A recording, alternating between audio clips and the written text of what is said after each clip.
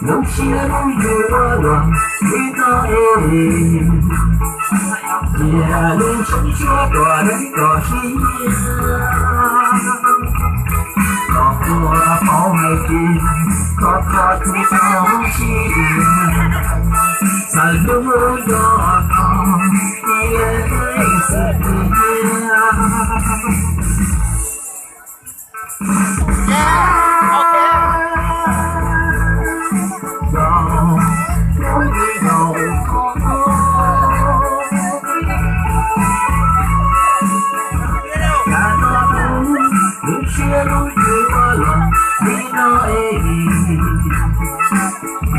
lên sống chúa tòa đến cỏ chi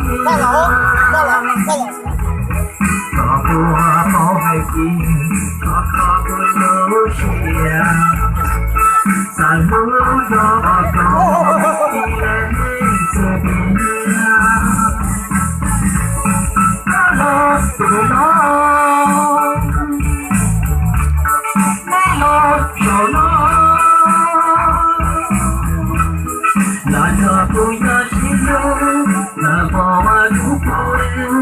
Giọt nào đi ca trái Làn thọ của cây bóng Bụi thọ cùng ta xin luôn đào sân Gào sân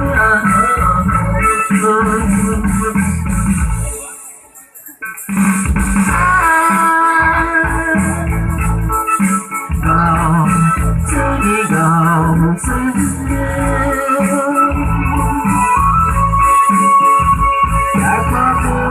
Lúc chia đôi giữa lòng đi đó êm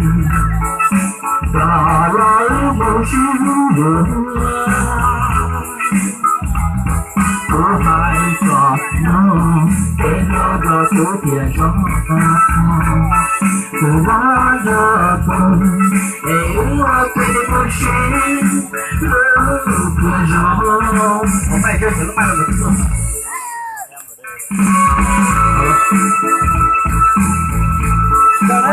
chúng ta là tiền công sư, là từ tiền công sư thoát ra tay chơi. Là tiền công sư à? Thoát ra thì mọi người được thoát ra chứ. Là thì nó,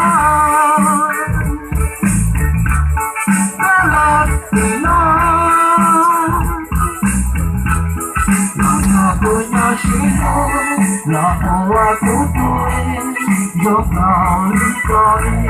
là giọt của cây bóng Một giọt cùng ta xin lỗi anh gào sân và sẽ ta theo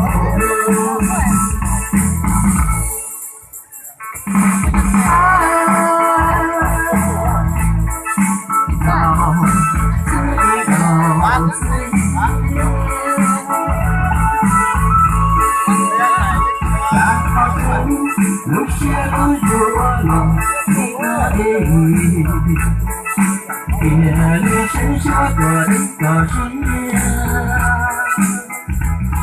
Có của pháo hay kia Có của lũ chia Sa lưu gió con đi lên sự kia